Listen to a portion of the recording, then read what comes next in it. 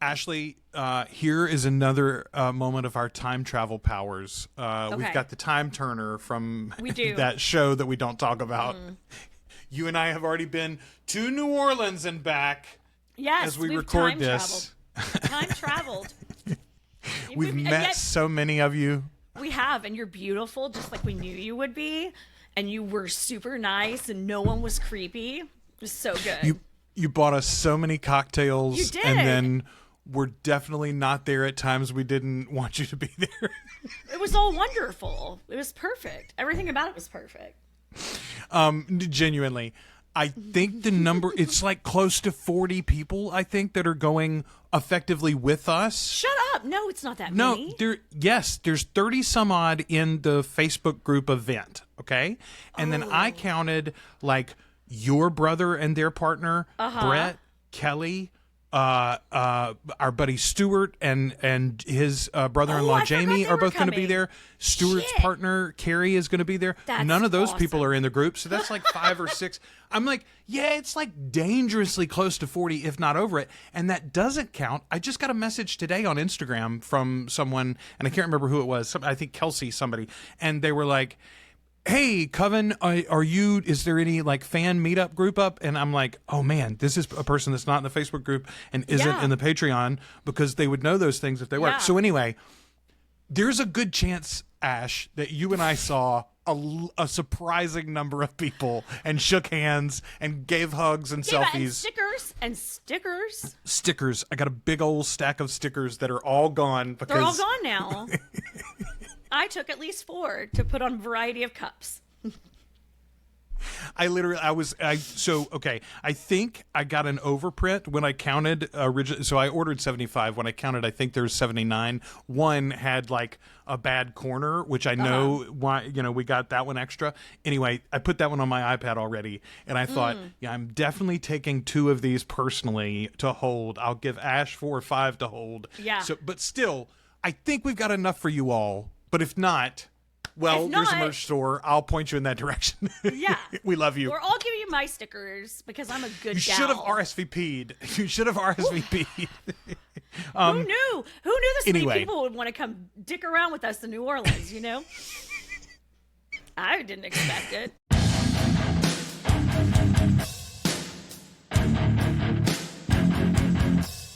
Welcome to the Articulate Coven, the original, unofficial fan podcast and community for Anne Rice's Immortal universe, The Vampire Chronicles, Lives of the Mayfair Witches, and the Immortal Universe TV series from AMC and AMC Plus.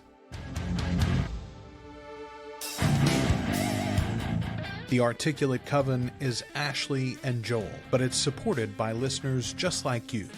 Find out more at articulatecoven.com/join.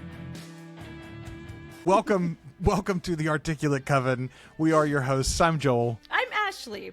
And we are the Articulate Coven. We are the original unofficial fan podcast for Anne Rice and her Immortal universe, especially the Vampire Chronicles and the Lives of the Mayfair Witches. We cover the books, but we also cover the adaptations, the films, and of course the series from AMC and AMC Plus. And Ashley, it has begun to occur to me that at some point in the not too distant future, you and I will probably be reacting to and responding and reviewing something not from AMC, because Christopher Rice is going to, and I feel confident that last week we got some sort of announcement about a future adaptation. He's been teasing it. They're working on it. We know it's coming.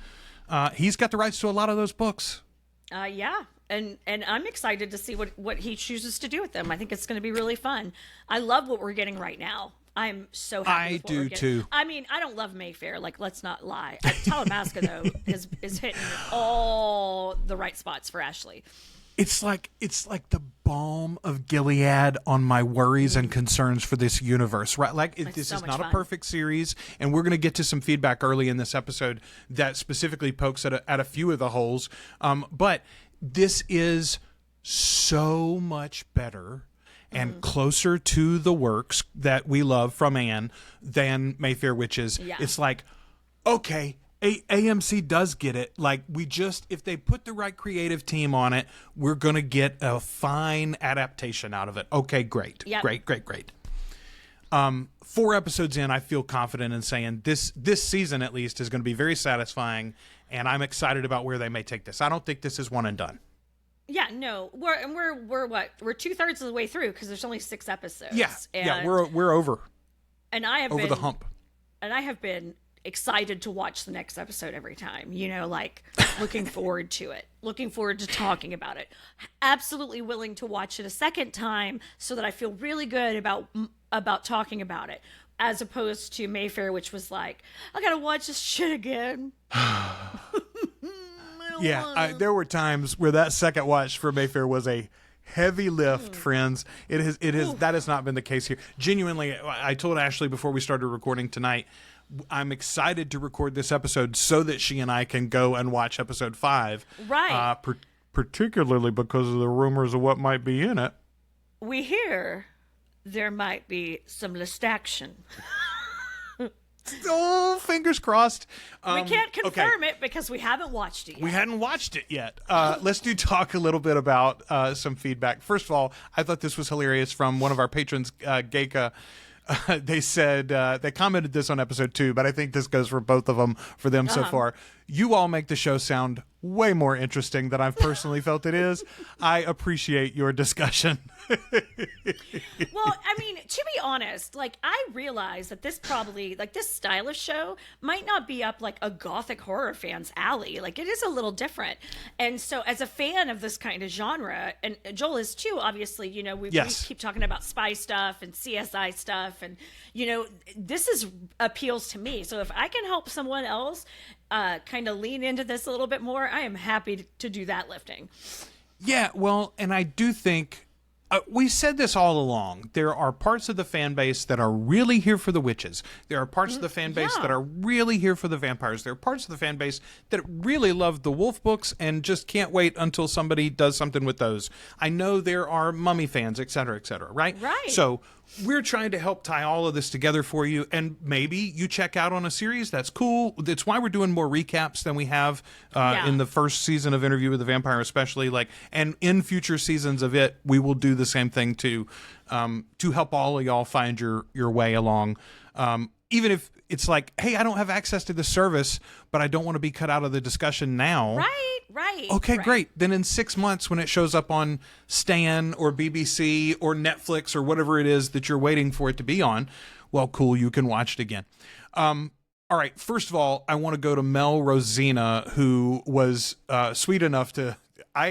First of all, let's talk a little bit about AMC's.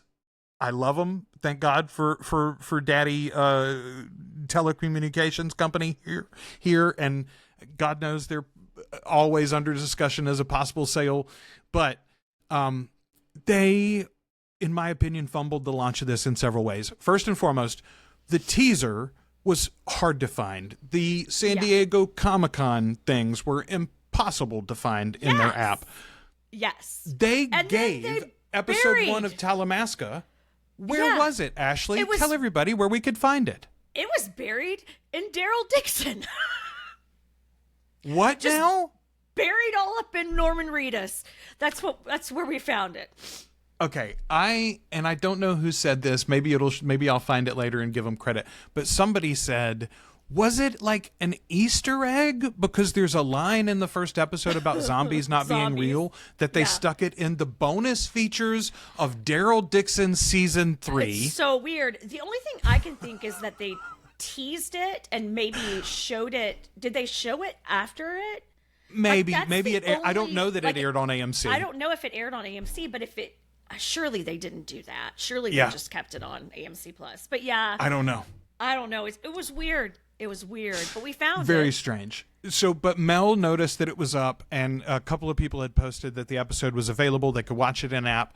We were specifically barred from posting that episode about episode 1 until 9 p.m. East Coast time or 10 p.m. East Coast time on Sunday nights. That's why we release when we do. Embargo. Yeah.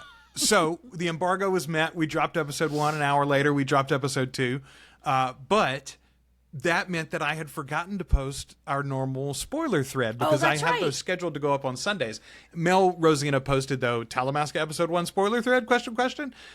She says, hey, you can see this on AMC Plus in season 3 of Daryl Dixon. I was hoping to chat about it somewhere because I don't know where else to go. Laughing face. This okay, is where you here are my come, thoughts. Sweet. Exactly. You've come to the right place. You know where to come. It's here. So far, happy. Not as good as IWTV, but better than Mayfair. Love the actors. Number 2, I genuinely screamed when Burton held up Malloy's book. Very Leo DiCaprio pointing at the TV meme. He did the thing. Number 3, relatively decent Anne Rice universe reflective, but everyone is new. Yeah, that's it, right? Like all the characters are new, but this feels like what she was writing about. These are the people on the edges of a story that we've already read in the books. Helen is so Talamasca to me. She is very, like, that is a character that Anne could have written easily. And you know, she feels very familiar to me. I like that character a lot. She says, number 4, first scene was very nail-biting, but I thought the girl flew away. She's talking about Soledad. Instead of being hit by she thought she flew away. No. God bless. That is not what happened to Soledad. And number 5, I'm guessing Jasper is able to control Revenant vampires. Not sure how I feel about this, but not against it. Boy, that was our big sticking point for the first couple of episodes, too. Is like, what are they going to do with these Revenants? Happening? No, and what are they going to do? I really, like with last episode, the way they kind of explained it, I was like, okay, this is really, I like this. I'm here for this sort of like, it kind of gives like the vampires sort of a Frankenstein edge, which is kind of fun. Yes, exactly. Like a science-y, like we're fucking with science in a weird way we probably shouldn't be. Okay, anonymous comment here in the Facebook group says, I watched the first episode and I'm sad to say I was bored, especially by the main character. Jason Schwartzman was fun as a vampire and I hope to see more of him. Okay, I've seen several people say, boy, I hope Jason Schwartzman's not just in the one episode. I think he might just be in the one episode. I will say, and we said this in our discussion of episode 1, I think we'll see him again in the universe, though, right? Yeah. Somewhere. Or maybe later in the season, maybe towards the end of this season. You know, I think if they do a second season, he'll definitely be back for at least some of it. You know, he was delightful. Like I said, he's hit or miss for me, but this one was a hit. And I would like to see more of him, but I am getting a lot of my vampire thrills out of Jasper. He is a hoot. He is a hoot and a holler. Fucking mess. I love him. He's so good. Lots of people like us very much caught up on the photo of the twins. Yeah. Is one of the twins Guy's mother. That is Helen, probably right, and the sister. We've learned some more about that along the way. Charlene, another patron, says the Talamasca is actually Talamasca-y. Yay! It's not that shit house hole down in New Orleans. What the hell? She says Guy's first intro to the Mother House was very Harry Potter level Talamasca. The guy at the desk with the huge book could have been an elf or something. Yes. Yeah, absolutely felt that way. I mean, yes, absolutely. Nowhere near the level of Interview, but a million times better than Mayfair and very entertaining. Not bad, AMC. But doesn't that show us, first of all, I did an interview today on Beyond, as we're recording this, I did an interview on Beyond Bourbon Street, which is a show that I edit, about the life and legacy of Anne Rice. I'll put a link for that in the show notes so you all can listen to it or watch it. Well, you can't watch it. You can listen to it, though. It's audio only. Listen to it. But one of the things that we talked about was, like, what did the 94 movie and the other adaptations of her works, what did that do for her fan base, and then how did she impact pop culture?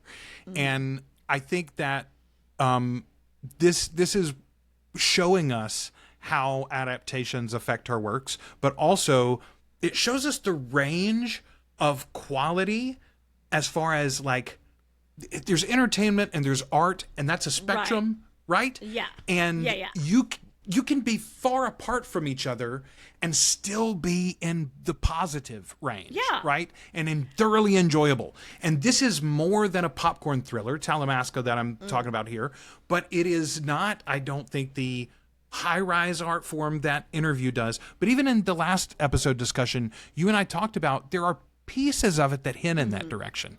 Yeah. And again, it's like, we're talking about 2 full seasons of interview at this point and already hints of a 3rd season. We're talking about barely 4 episodes now of Talamasca. So if you take all of that into context, I just feel incredibly positive about the future of not only AMC's adaptations, but whatever other works might come from Christopher Rice's deals. Yeah. What's really cool about Talamasca, too, I think it shows, like, the depth of her work too. Like, this is kind of digging into a little bit of, like the historical side of it. It's gonna, we're digging into a little bit of the science side of it. We're digging into, a little bit of the intrigue and espionage, that you can create a show like Interview with a Vampire and then have a companion show like this that are so drastically different, but so like appropriately in the universe. It just really shows the range of what we can get, and what, if AMC's creative, they can produce for us that is not necessarily on page. Yeah. There's plenty on page that they haven't gotten to yet, but again, the margins allow for a lot of breathing room. Well, I think Very exciting. because this isn't an existing text. It's not an existing book. There's no The Talamasca, So we can I think it allows us to enjoy these new characters a lot more than we were able to enjoy them in Mayfair, because in Mayfair we felt like we were trading characters. You're trading Michael for Cyprian. You're trading, like we were trading off characters to get new characters, and that doesn't feel good. But this feels fun and interesting, and these characters clearly live in this world that that Lestat and Louis live in. And I don't know. I think it's exciting that we're getting to see a modern version of this story, as well. Yes, I'm very much so. Very much so.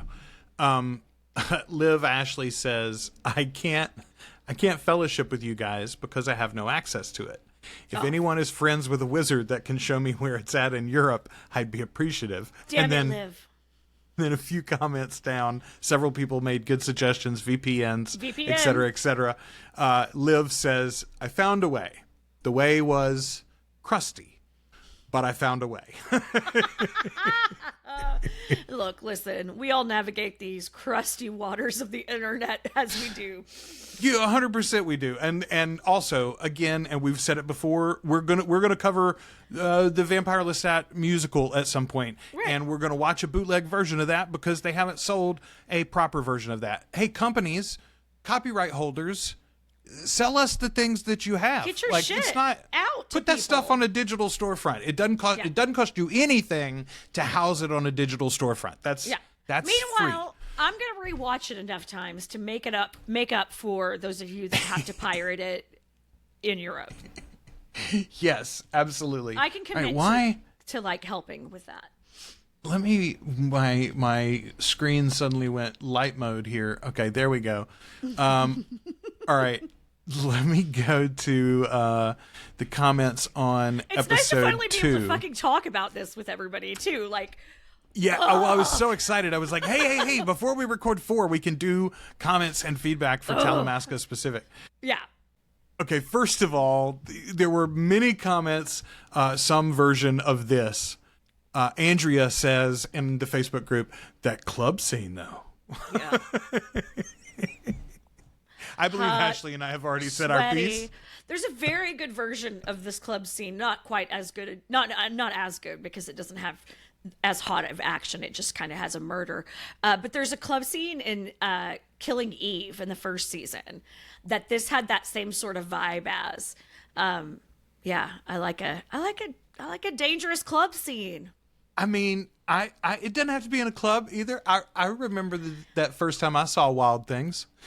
Those 3 lovely folks making out in the pool, whatever. Yeah, Killing Eve is just it's a spy getting shivved to death on the dance floor, so it's not as hot and sexy, unless that's your thing, and that's a different podcast entirely. Andrea says, I'm having a lot of fun with this. It feels very nice to have something like this to fill the void before season 3. Agreed. Side note, the music during the episode Insider was too loud. Okay. I had not, because you and I are watching these early, we're not watching the episode insiders because they're not tacked on to the end. I went into the AMC app and I watched the episode insider for episode 1 and episode 2. Episode 1 is mostly fine. The sound mix on episode 2's episode insider is absurd. That's so weird. The voices are all down like this, and the music is up like this, and it's not like, obviously, like, it doesn't have lyrics, but it's like a driving beat to some like underscoring that they're doing, and it's so loud. I had to turn on captions, and even then I could barely understand what they're saying. I don't know what they're doing there. I have to have captions on 98.9% of the time these days because I'm deaf. I will say John Lee Hancock and Mark Lafferty are both heavily featured in the episode insider segments, and they do a really good job, I think, of giving people a little in and like giving some context, pulling things from the books, et cetera, et cetera. It's not to the level of Raglan. I don't think either one of these people were like born to the fandom in the same way that he was, right? But they did ask the right questions in approaching this project. One of the things that Hancock says specifically is the scene where Guy and Helen are basically like discussing the Talamasca for the first time in the library was pretty much like his conversation with Mark Johnson the first time. He was like, so who does the Talamasca have an HR department? Right. Like, where are they based out of? Like, who sends the orders? Yeah. Are they a military organization? No. Okay. Are they more like this? Scoop? Yeah. So one of the things he said specifically was defining what they're not helped us hone in on what they are, right? And what we wanted them to be. Because it's kind of like some weird combinations. It's got real Catholic Church vibes because you've got all this fucking money. You don't know where it comes from. And then it's got, and then obviously it has spy vibes, So, yeah, it's just, it's a fun thing to unpack. Sarah says, I loved the first episode of Talamasca and then felt quite deflated watching episode 2. The club scene was the highlight, but otherwise I was struggling to stay interested. Keeping my fingers crossed it picks up again next Sunday. I'm going to be very disappointed if Jason Schwartzman isn't actually a regular in this. Yeah. Mandy says, all right, this episode got my buy-in because it brought the emotional connection to Guy that I needed. Some solid intrigue, too. Yeah, I think the more we learn about these people, the more we're going to like these people, Yeah, the more invested we're going to be for sure. Okay, this was some really great and potentially negative feedback. Poking fun not poking fun, but poking a little bit of the holes that this show is leaving. It absolutely kept my interest throughout, which is actually quite rare these days. The twists and turns were unusual enough to keep me guessing. That said, either Guy is literally playing 3D chess or he's kind of an idiot. And this is what we talked, like there's some real dumb spy moves in episode 1 and 2 especially. Yeah. I will say, episode 3, he tracks Helen down in a way that's like, oh crap. Okay, he has been reading the books, right? Yeah, and he reiterated, you gave me books to read. We like to read. We like, She said, here's a few examples. This is from Hay, by the way. I don't mention this. I don't think I mentioned the name. He just seems to make dumb choice after dumb choice, and I can't quite reconcile them. A few examples. Drinking someone else's drink. Yeah, that's real Big stupid. no-no. I mean, I hope every young woman over the age of 16 knows not to do that. Yeah. Allowing the Talamasca to set up his cover under his own real under name. Your own real name. Like, so anything you do is under your real name. Like, for instance, if, I don't know, you just fucking ham-handedly bashed your way through a crime scene and left your DNA all over the place, it could all tie back to you, Guy. Worse than that, allowing the Talamasca to create a cover story that could later be used to undermine his credibility. He's had a breakdown and needs to take a trip to Europe for a while. Yeah. This is like Leo in Shutter Island, right? Like put me in the psych ward. It's like a rich 18-year-old. Like, I need to take a fucking gap year to Europe to think about my choices. Simply buying that Talamasca has given him the scholarships and the employment instead of the fact that he can read minds and is very studious. Like, maybe you just earned this all on your own, Guy. Maybe they Right. didn't give it to you, actually. Right. Well, I mean, I think part of that is that it makes him question everything, you know? I don't think that it's just as much of like the world was just handed to you, but it's supposed to make him feel that way, you know? Following Archie even after he knew he had been noticed by Jasper. Yeah. Like, what are you doing, bud? And then Yeah. probably most consistent across those first 2 episodes, especially his really, really crappy tailing skills. Okay, we did mention, like, what if their point is to show us his evolution as a spy? Yeah, Right? yeah. At the end, he is playing 3D chess. And even at the end of episode 3, we talked about, okay, I don't think he is telling Jasper the truth. These things are all true, but also, is he still playing Jasper? It feels Right. like maybe he is, but, you know... Right. So a lot of times you keep your spy story simple because the easiest thing to do is to tell the truth. And that also may be why they've set his backstory up the way they have. You know, you can tell around the truth a lot. I mean, I'm certain I know plenty of people who tell around the truth quite a bit. Yes. Oh boy. Yeah. They mention many pieces of the truth. So They pieces, put them together. bits and pieces, and then you're like, wait a minute, this puzzles. These are pieces from 4 different puzzles. What the fuckery? That doesn't work. That doesn't make any sense. Mandy says again, also, when they started the club scene with the 2 girls, my first reaction was like rolling eyes. Then, after a few seconds, I was absolutely into it, hook, line, and sinker. It was very well done, honestly, and even added character and more intrigue. I was thinking this was our taste into that coven that was teased in the panel. Okay, we find out in episode 3 that's not the witch coven exactly, but Kevis was part of the witch coven for sure. And yes, I like, again, it's not just schmexy scene, right? Although we do like schmexy, but we love like it done well. The reason why we were so in love with the way that Interview with the Vampire portrays the relationship between Lestat and Louis is it's not just the bare booties. The bare booties are nice, but like that moment in episode 1 where they're hovering and holding one another is gorgeous and emblematic and metaphorical of like all of the things that we love about their complicated, fucked up, beautiful relationship that we follow over 17 books. Even the fight episode, even the domestic has like, it's still so elevated as far as like the way it's filmed and the way it's done. Yeah, it's just so good. I can't wait for season 3, but we're getting that in this too. I mean, they're carrying a lot of that over. Yes.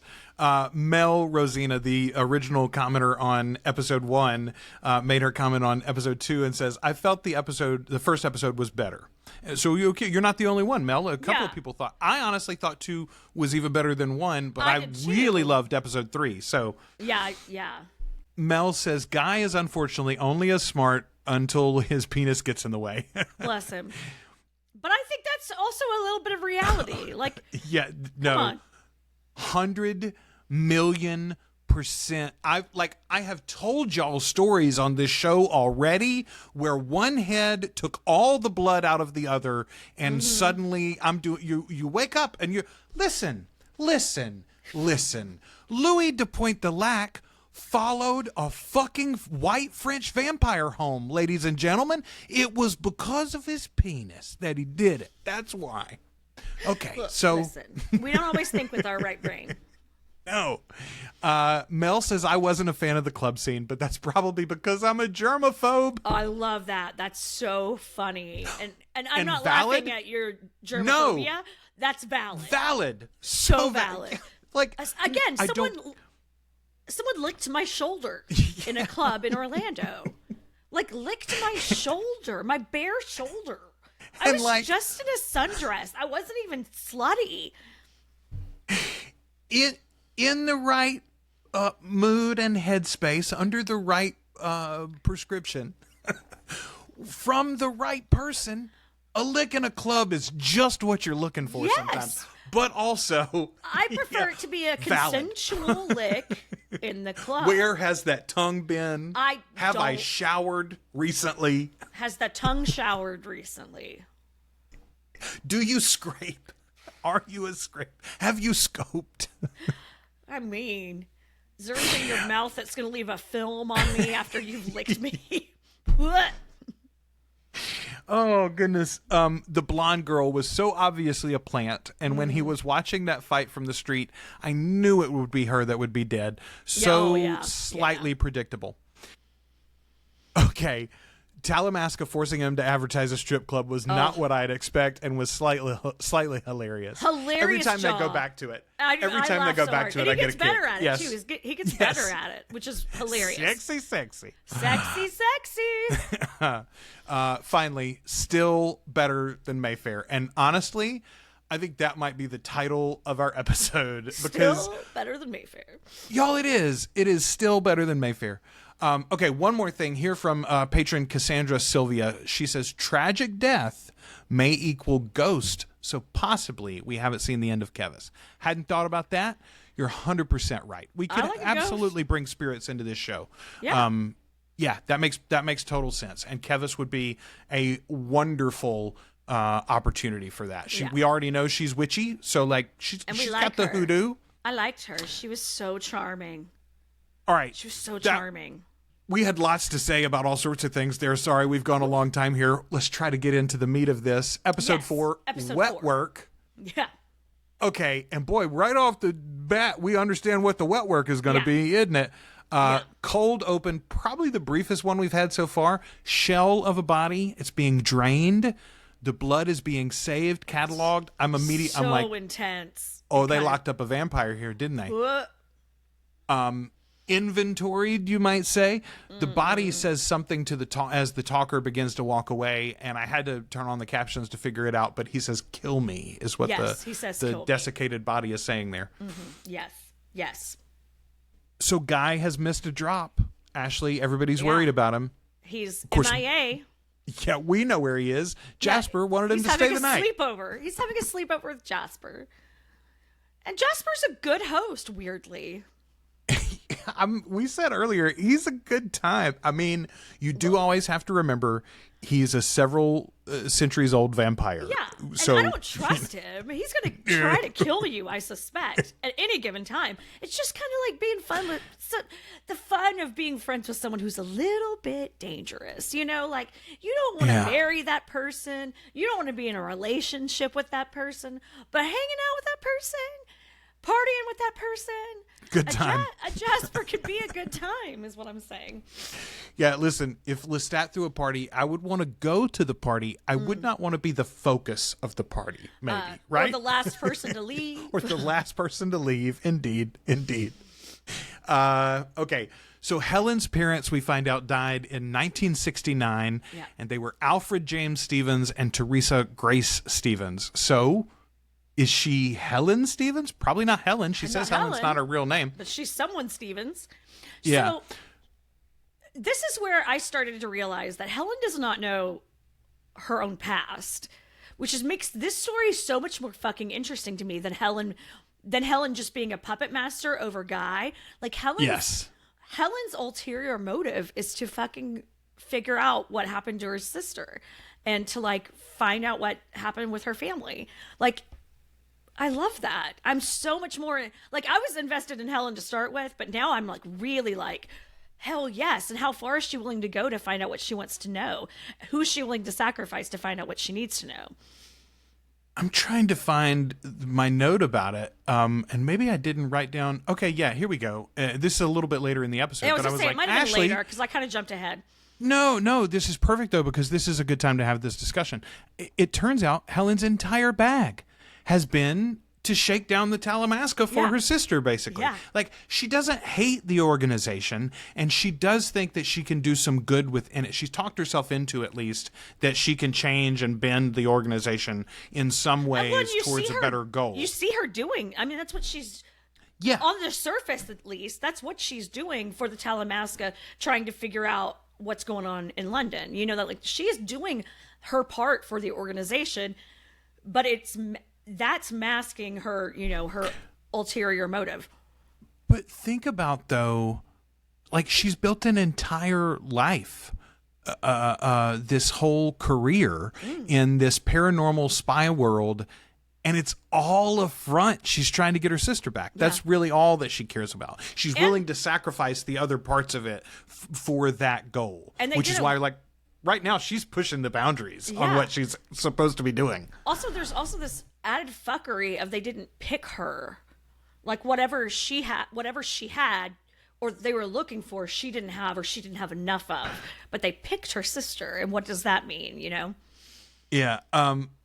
So I labeled this episode already in my notes. I said the title of this podcast is probably going to be Are We the Baddies? Because everybody is asking that effectively in this show, right? Yeah. In this episode especially, Guy is asking it about both Jasper, who he's been told is this great big evil. He's also asking it, though, about the Talamasca now, both outwardly, and we definitely know he's asking it inside too. Helen, though, it turns out, has been asking that all along, and she's willing to like walk the wire and be part of the organization to find those answers for herself, which is its own level of fuckery. Yeah, she doesn't show him that side of her hand, even though if she were honest with him, she might get his buy-in, but it would hurt her cover, you know? Yeah.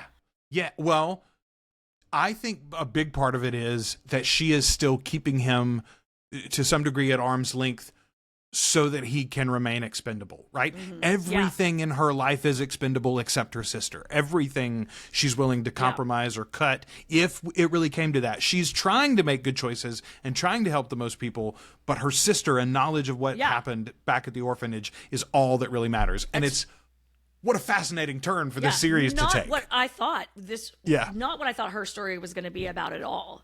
You know, I thought this, like, I don't know. I love that that's her angle.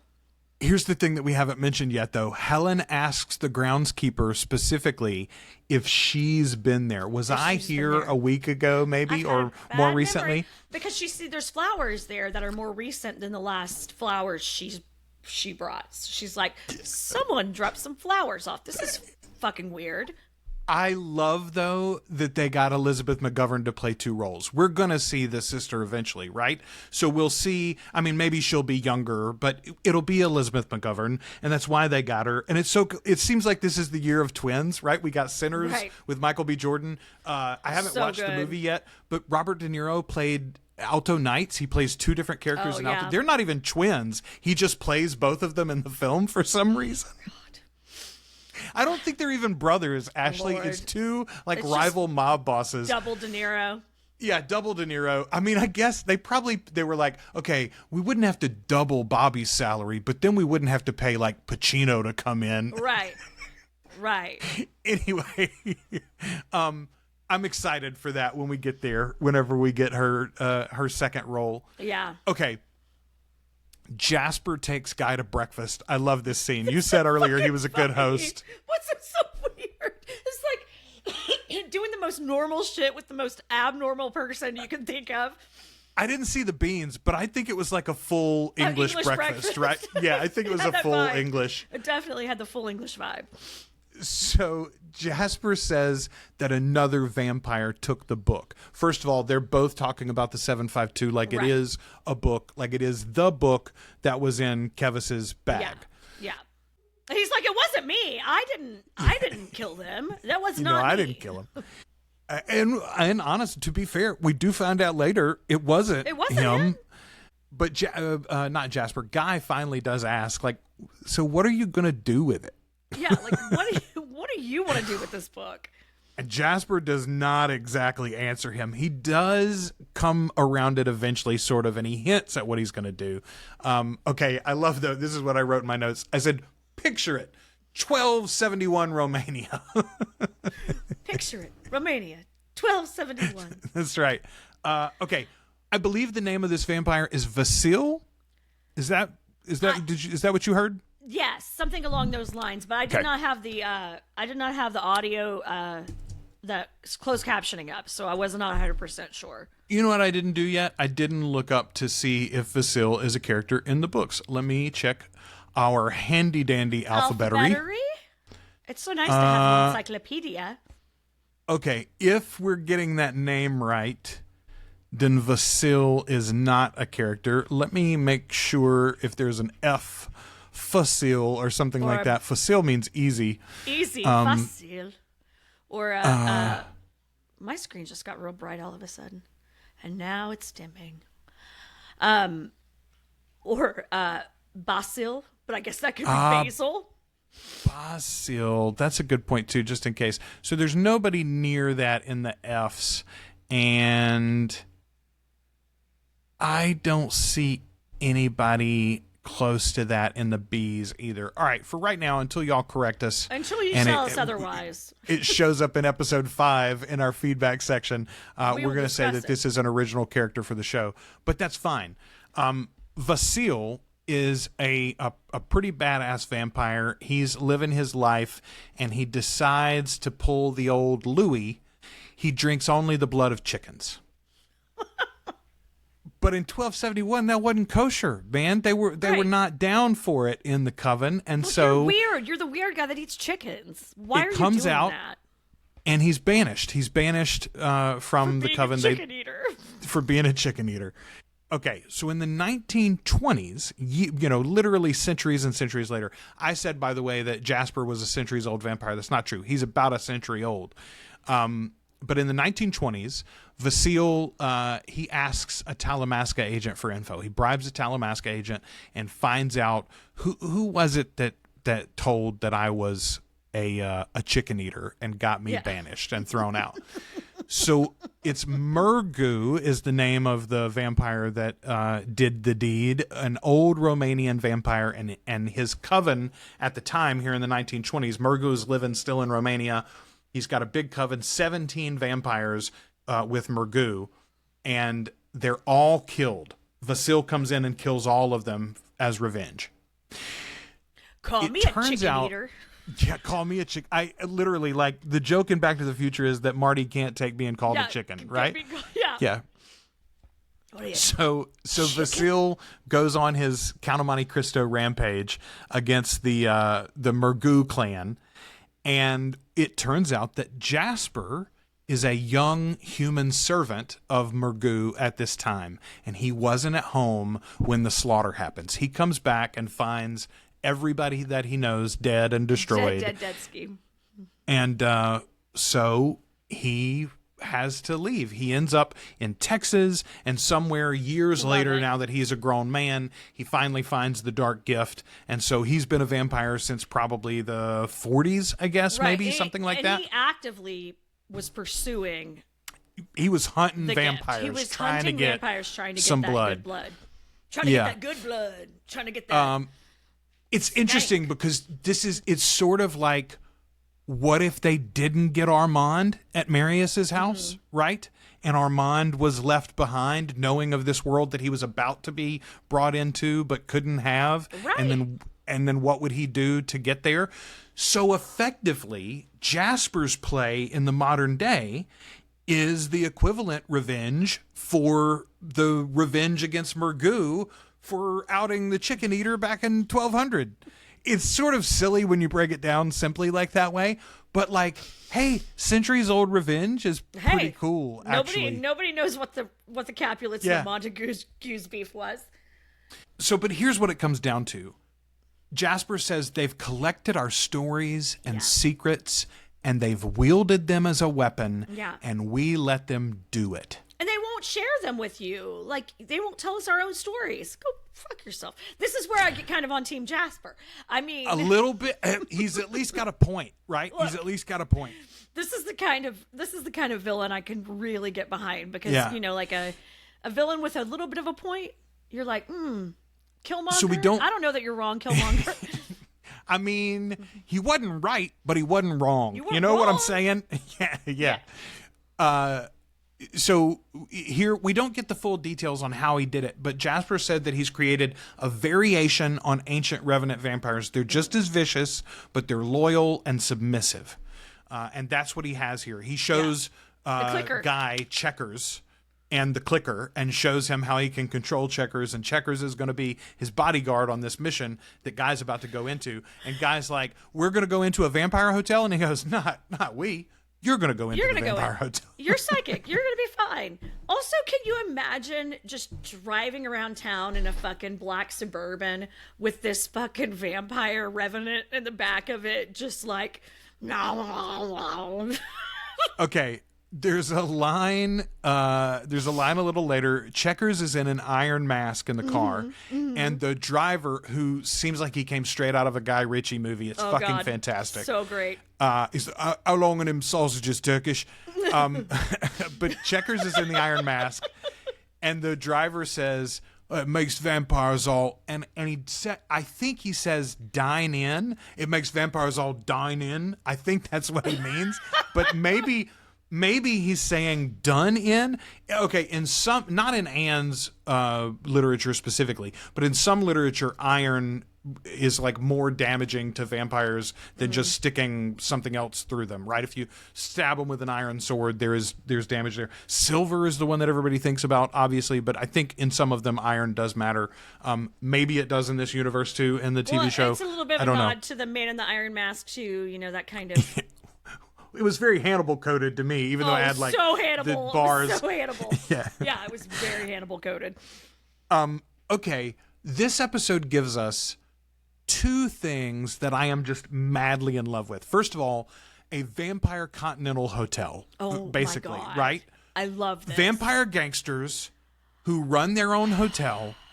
Other vampires can stay there and like there's protection or whatever, but also we eat the human clientele sometimes. It so happens. That's cool. Yeah. I love this entire idea. I do too. Yeah. It's also a great cover for a coven. You just all work there. You're all on the night shift together. It's interesting too because in the books we don't really get that many glimpses into various vampire covens. Yeah. Like, okay, one of you and my favorite parts of Blackwood Farm was when we got a glimpse into the coven of vampires that made Quinn, right? Yeah. It's like Petronia and I can't remember the other names, but there's two other vampires that live with her. Little trio, yeah. Yeah, and like their dynamic is interesting. We don't get a whole book about them. We don't really get to learn their adventures over the years. We get this with like Marius and a few of his friends. Lestat lives with different people a few times over the years. Usually the covens we meet are adversarial, to us as well. And whereas I know that we're in a very dangerous situation here, but it's not like this is, Santino coming with a bunch of jackasses to fuck with Marius, Jasper and these gangster vampires are not like in open warfare or have a centuries-long grudge beef against each anybody. other or something. Absolutely.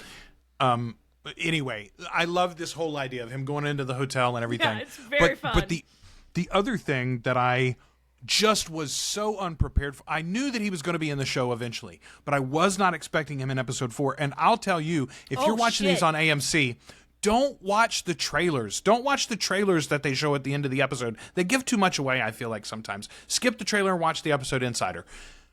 Raglan James showing up. Raglan James. Guy being caught up in a Raglan James dirty deal. Yeah. Ashley, I had no idea how bad I needed and wanted this. It was so, just like, also such a Raglan James thing that it goes so fucking sideways. Like, yes. It is so on point. I was it goes sideways 4 different ways. Yeah. And he still leaves with the blood in the end. It is so fucking and again, it's like, we talked about this when he was first revealed in Interview with the Vampire, and we said, okay, we're catching him while he's still a Talamasca member. We didn't really see that in the books. He was a shithead the whole time, right? Like, he was a nefarious, dirty dealer the whole time. We know that. We're getting to see it played out, and Justin Kirk is so good in the role, too. He's so good. He's so fun. I just love it. I love it. That was such a great little snippet of, I'm glad they took the time to include something like that, because it was so Raglan James. I mean, when everything started to fall apart and there were just like, by the time you see that hotel room at the end, there's just pieces of bodies and blood everywhere. It is hilarious. Like, I mean, Okay, not hilarious, obviously, but yeah, in this No, world, hilarious. but it was. Yeah, it was. It was hilarious. You know, I was 100% here for it. I love it when you kind of have a bumbling villain that fucks shit up. Like, it's one of my favorite little silly tropes. And he's just such a good actor while he's doing it. It doesn't seem like, I don't know, it doesn't seem like clumsy. It just seems like bad luck. I don't know. So Jasper sends him in there specifically. Jasper says, guys, got to go and find where they're keeping the book. This is just recon. Yeah. Once you do that, I'm going to send in some real shit kickers to actually get the thing. I thought that was a great line, too. Oh, so good. He spews profanity very well. Like, his really profanity does. in this episode was just, it made me feel good about myself as a user of profanity. I was like, see, I'm not the only one that paints with fuck. No, I think it was Kayla and Schneider in the Facebook group. Somebody said something about, being from small town Texas. I really appreciate the Texas ass nature of this vampire. He's got a vibe. Yeah. He does. Yeah. I love him. Even though we know now he's from Romania, but like he lived his Texas. human life. Yeah, he lived his human life in Texas apparently, or most of it. Okay, so our medical examiner is investigating Soledad's death now. She is on the case. Yeah. She's matched the bite marks on her to the ones on Archie. Mm-hmm. She sees the drop that Soledad didn't get to make. Yep. She finds it. I'm like, okay, I love this medical examiner. Yeah. I'm fairly certain they're going to kill her dead as a doornail before things are done, I though, know, right? I really hope not. I love her. She's so smart. Can we just let a smart woman live? Can we just let a smart woman live, for Christ's As a sake? rule, no. We like to burn them at the stake. We like Yes. to drown them and see if they're witches or not, you know. Yeah. Okay. Let's see.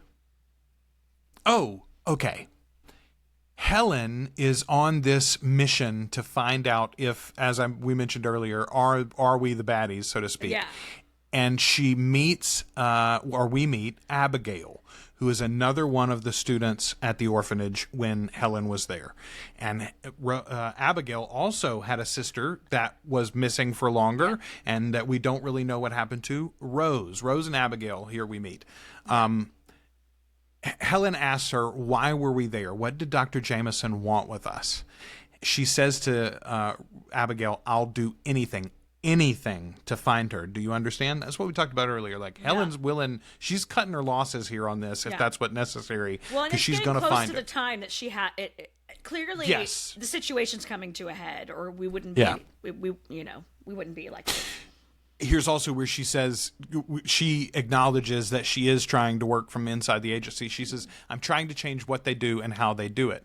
Okay, that's when we see the electricity in the room. One of the lights starts to buzz and fuzz and something's going on. Like, she's kind of being a little threatening at that time too. Like, it's very like, Yes. I'm like, are you doing that? Is this other woman doing that? Who's doing I it? was Is the certain- third girl doing that? Who's doing this? No, I was certain that it was Helen that was doing it, but it's not. It is Rose. The sister that was lost is in the house, and Abigail was trying to protect her. Honestly, Abigail was trying to protect Helen because she knew that Rose would confront her if she didn't. Rose has telekinetic powers, like full-on throw shit around the room, telekinetic powers. Carry shit.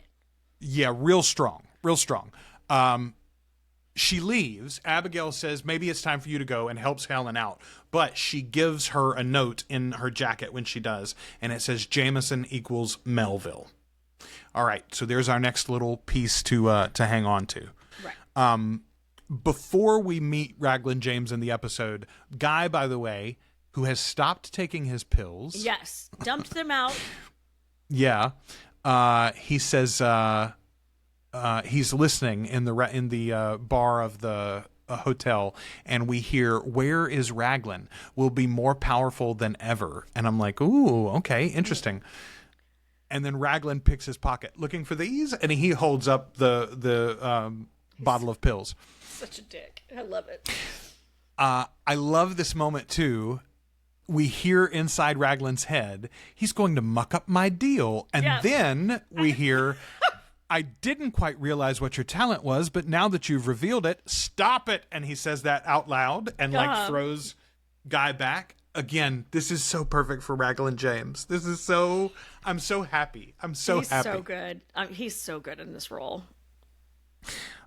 You're what we call fresh laundry. Yes, I am on the Talamasca payroll, thin as it is, but make no mistake, there's no good and bad here, no us versus them. The only one I work for is myself. And if you're going to keep playing tickle feet with Amsterdam, I suggest you adopt a similarly rigorous view of your own self-interest. Okay. In episode 1, we had several people comment and say that they didn't feel like Daniel's appearance. It felt like Daniel. It felt like he was putting on a character or something for Guy. Mm-hmm. This feels just like the Raglan James that we saw in Interview, right? Yes. Okay. So much fun. It's ridiculous. And he's going to muck up my plan. No, you're going to muck it up yourself because you are a fucking moron. He's like the lucky fool scoundrel thief. Like, yes. And it's so beneficial for him that he has the abilities that he has. Mm-hmm. And I cannot wait for us to get there, Ashley. It is going to be so delightful. And again, like, I'm excited how they're going to draw this out. And I hope that Justin's around for the long haul. I do too. And I hope that he is a big part of that season or seasons when we get there. I know in the book, the way that this would play out would be slightly differently, but I sort of hope that we get to keep Justin longer than it would be in the book. All right. Doris is at the hotel checking on Guy. Doris? I love Doris, our little guardian. Man, she's I sort of great, say angel, our guardian witch. Our guardian witch, but she's definitely putting herself in danger chasing this man-child around. She says, "Are you even sure you know what you're looking for?" I love that, by the way, because, of course, as it turns out in the episode, he doesn't. He thinks he's there chasing down the 752. That's not what the deal is about at all. Nope. Okay, Guy uses this random lady in the lobby to bluff his way upstairs, but at the last second, Doris joins them in the elevator. I really like this moment, too, and it pays off later because... Raglan calls him out on it. He says, I can't remember the name that he uses, but he's like, "You see that woman over there? That's Lydia McBainbridge, high up in Amsterdam." Yeah. And he goes, "Oh, Lydia McBainbridge. Oh, you've sicked Lydia McBainbridge on the case. Oh, whatever will I do?" I saw a meme today that was just this woman's face, and it said, "I'm Marion Coatsworth Hayes." And if you are familiar with West Wing, it's one of the funniest fucking scenes from West Wing.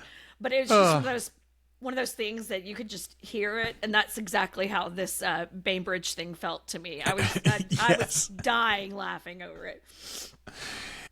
Okay, so there are 2 vampires upstairs, members of our gangster coven that we've already heard about, and these are the ones that killed Archie and Kevis. That's what we come to decide and realize. Doris sends a message to Jasper's goons outside that Guy is in trouble. I love it. She says, "Your guy is in trouble." Your guy's in trouble in there, yeah. And she's right. No, she's 100% right. She's right. Because Raglan James just sells this motherfucker out. Literally, he's like, "Yeah, I brought money for you, but better than money. This guy. A mind reader." Ooh, look at this fella I have right here for you. He says, "Root around in your gray matter and you wouldn't know it. Good arrow to have in your quiver. He'll show you his talents when a little blood is spilt." And they shot Raglan James. I was so shocked. They shot his ass. First of all, I thought they had shot him through the heart at first. And I was like, Jesus, wait a minute, though. And for a minute, I got real excited because I was like, he's going to jump into that big black vampire there, and that'll be the end of Justin Kirk. But now we'll have... No, he didn't. No. He's fine. He's still in that body. He's still in that body. Oh, man. Such a cool moment, though, when he sells him out. And Guy is freaking the shit out. Meanwhile, though... Checkers is outside the window and coming to the rescue. From the other room, Guy can see that he's sneaking in and he's going to tear up these vampires. It's going to be fine. The way that all plays out off to the side. It's hilarious. Like, it's really good. It's really great. good. This memory that Guy reads from the gangster vampire's mind is so beautiful. He sees him. He says, "There's a horse. You're young, a young boy. You're riding the horse in an open field. You're scared because the horse takes off and is going too fast. You're gripping on tight for life. And then you finally give up and open your arms, and you're just letting the horse take you. You've never felt more alive before or since." And the vampire literally has a little tear almost. It's a beautiful moment, though, in the way that Guy sees the image play out. I think technically he throws the pills away after this, but he realizes he hasn't had his pills and his powers are growing stronger. His medication has been specifically blocking his abilities. Yeah, and he's more in control of it too. Yeah. The more he lets it out, the more he can focus it and control it. I do want to say here real quick, just for anybody watching this is not a metaphor for real life in this moment, right? Your medication is not that's not going to keep you from being artistic or being the person that you need to be. And if your Take medication makes you feel good, it's because your medication's working. Thank you, Alexa. Yeah, exactly. When you feel good, don't stop taking it. Oh, I'm fine now. No. You feel good because that's doing what it's supposed to do. Okay, I was really worried when we saw Checkers the first time because I was like, oh, they gave the Revenants the cloud gift. Like, that's a problem for me. Like, that should be reserved for the very, very powerful vampires. I was so thankful when we see him climbing down the side of this building, just Spider-Man in it. I was like, oh, good. Okay, he's just real strong. Okay, he's just real strong, Joel. It's okay. Got them claws. They're giving your cloud gift to everyone. Lestat's still very special. I pumped my fist, though, like when we saw the B screensaver earlier, like genuinely. So I was like, yeah, thank God. So good. Okay, Doris sneaks into the trunk of the van with Checkers and Jasper's goon, and I was just like, oh, Hunty. Oh, sweetheart. It's not even a trunk. It's the back of a van. It's the flip. Now, to be fair, it does seem to have the thing that we all take in our real vans that we all take out immediately. Right. But some of them have that thing that goes over the cargo space, right? Yeah. Every actual human being has removed that. But let's say this is a rental, maybe, and they haven't removed it. You can't take your Revenant into a rental. Yeah, that's a good point. You got to pay for extra coverage if you're taking your Revenant into a rental. Okay, so Checkers has straight up destroyed these other vampires, though, like torn them asunder, as they say. Bits and bobs. Bits and bobs. Raglan gets the briefcase. Guy gets the gun. Okay, this is when we finally realize it was all for ancient vampire blood. The opening, the cold open, is what these gangsters have been doing. These gangsters have been selling vampire blood. Yep. They've been selling ancient vampire blood. It wasn't the 752 at all. Okay, here's another great Raglan James moment. Yeah, here's another great Raglan James moment. As he's walking out, he goes, "Here, for your trouble," and puts one vial into Guy's jacket. Yeah. I like it. Doesn't Guy ask him if he needs to go to a hospital or something? And he's like, "Oh, this I'm is all set. All the hospital I'll need." Yeah. Pretty soon that's going to be our healthcare, America. It's going to be a fucking briefcase full of vampire blood. Hope for the best. We should be so goddamn lucky, Ashley. We should be so goddamn. First of all, for the prices we're paying, in this economy, I won't mention the name. But one of our patrons posted in the Facebook group, they posted on their own Facebook profile earlier today. They needed stitches. They had a little cut on the head. $4,000 in the emergency room. This person has insurance, by the way. Right. But a $4,000 emergency bill because she couldn't find a urgent care. Anyway, yeah. So stupid. Fucking twist my arm and throw me in the briar patch and give me the briefcase full of vampire blood is all I'm saying. Like, I won't even take it all at one time. I'll save some from a rainy day. Don't even worry about it. Look, I'll just become a vampire, and then I can have the blood. If I can make you blood. No, see, there's the real healthcare system. There we go. It's me. Okay, so Jasper comes to get Guy after everything's been cleaned out now, and he finds the ancient vampire from the cold open in one of the side rooms of this penthouse. He says this is a 600 to 700-year-old vampire, and the ancient is asking for death.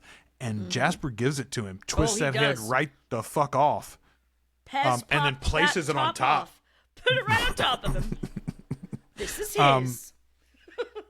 Okay, for identification purposes only.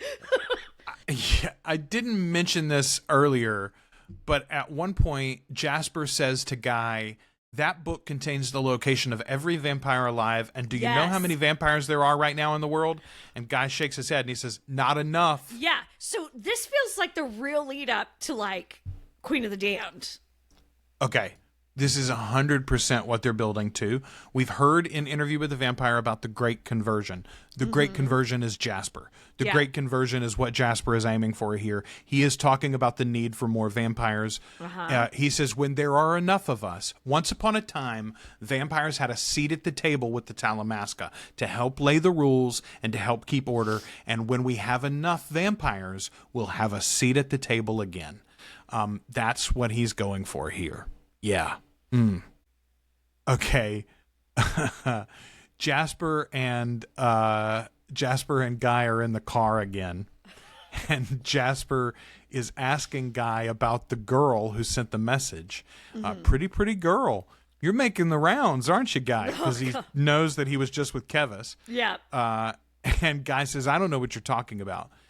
Jasper says, do not worry, my dude. Between the two of us, I'm sure we can figure it out. There you go. Again, Jasper's so fucking slick, man. I just love him. I would, I would be friends with him, and then I would get in trouble because I was friends with him.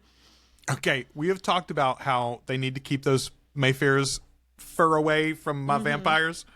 You can send Jasper to see Louis and Lestat, y'all. I'm kind of okay with it. Yeah, no, you totally can. You totally can. Yeah. I wouldn't mind Guy meeting Lestat. I think they would have a lovely time. Yeah, indeed. Our episode ends, though, with Doris in the trunk of the car, and she's riding around. She's hearing all of this while they're talking about her. She's got some sort of spray can in her coat. What's the spray can, Ashley? Yeah, she grabbed it off of like a cart, like a cleaning cart, didn't she? Okay. Is she just protecting herself with fire? Does she have a lighter in her jacket, and she's gonna pull the Sparky 1980s Aquanet flambe?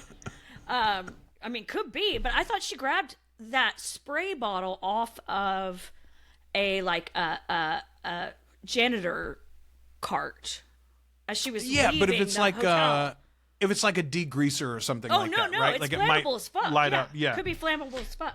That's my guess. It's her like minimal line of defense that she's getting there, I guess. Treat it like bear spray. I don't know. Man, I love this show. It's not Interview with a Vampire, but 4 episodes in, it's not as far away as it was after 2 or 3. I can love it in an entirely different way. 100% Interview. 100%. And I think that's how this is going for me. Like, this appeals to a totally different side of my brain than Interviews with Vampire does, and but I like it. I think it's really fun. And it is also combining a lot of other things that I really enjoy. And so it's like, I feel like I'm having the best of both worlds over here. Yeah. If you washed out after episode 1 or 2 and decided you'd just listen, I'm telling you, go give this one a try and see if the Raglan scenes especially do not win you back in. It's so much good stuff. And like the Jasper combination is so fun. Like, I honestly think if you're one of the ones that's disappointed about Schwartzman, like, I think we come off all so much more the better by having more Jasper, that being the main character through the season. I agree. I think we're well served by that. Schwartzman's Burton is very enjoyable, but him in a room with Louis and Lestat will, I mean, again, unless Rollin is just an excellent writer, it is going to feel odd. Those characters don't seem to match. Jasper has a humor and a levity to him, but he is a serious character in a way that it feels like he very much could inhabit the exact same world that they do. Yeah, he's moving with such intent. You know, he's got an agenda and he's pursuing it relentlessly. And so we can kind of, I don't know, he has some urgency to him that some of the other characters don't have. And him and Helen, to me, are very urgent, they got a timeline in mind. I loves it, y'all. I loves it. Loves it. I think it's so much fun.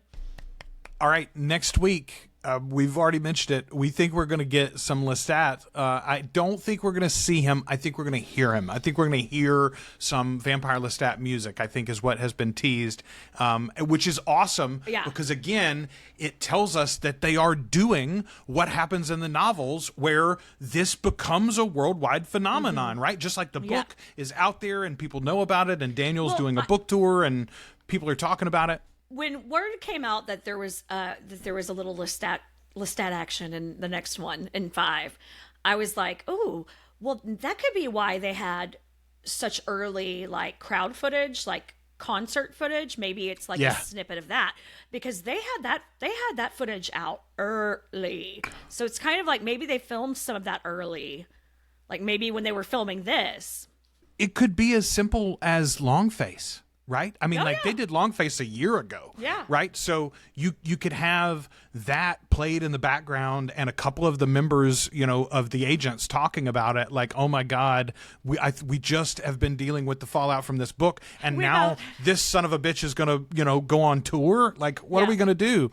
We about to find out. So excited for where this is going to go. Couple of things, housekeeping before we get out of here. If you are a patron, especially, go and look for posts about our upcoming topic episodes. Yes. We've got Talamasca for a couple of more weeks, but then we'll be out of it. We will definitely do one wrap-up episode about Talamasca where we get a bunch of feedback downloads again, and we give our final thoughts and like where is it going to go next, et cetera, et cetera.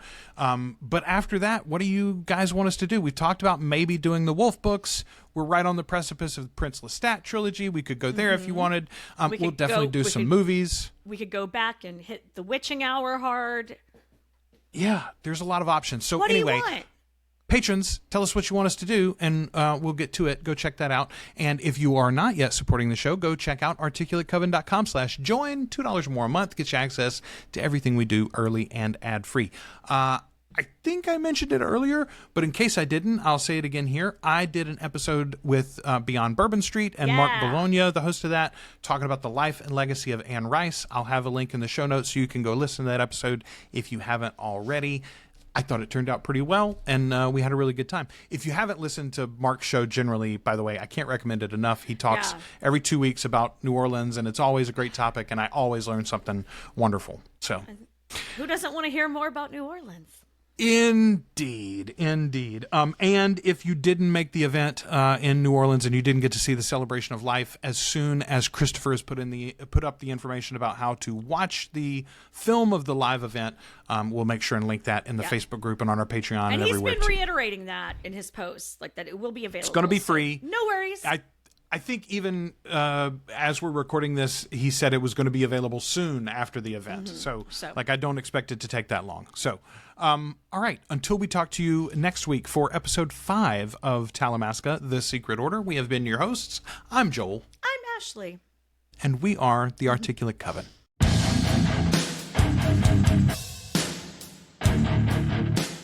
Thank you for sharing this time with the Articulate Coven. Support the show as either a free or paid member at articulatecoven.com/join. You can also find us on YouTube, Spotify, and wherever you listen to podcasts. Find more from the Coven with our sister show, Flan Again, covering the works of Mike Flanagan.